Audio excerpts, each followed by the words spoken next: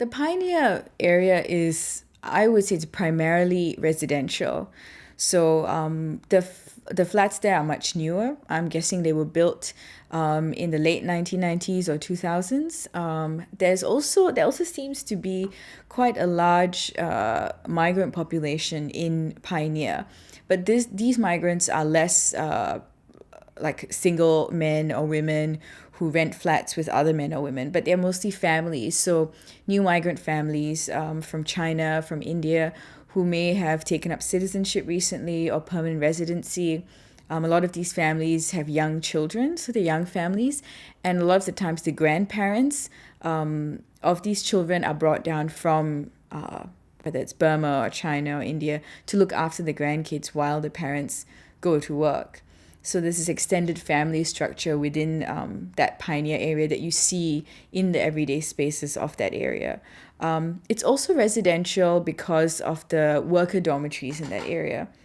So further down from Pioneer MRT towards Soon Lee Road, you have the dormitories like Skal, Soon Lee Lodge, Blue Star. So these are all residential spaces primarily again.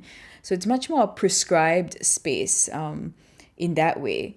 But what's interesting about Pioneer is also the way in which it functions as not just as a destination for some people, but also as a transient space.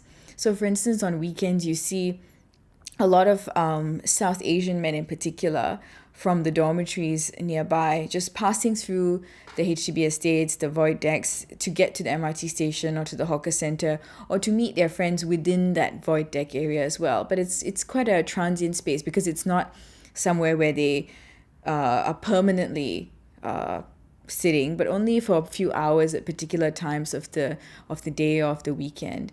So that the changing nature of the space and the transience that it kind of encourages is interesting to the way in which other spaces in Jurong are used, for example.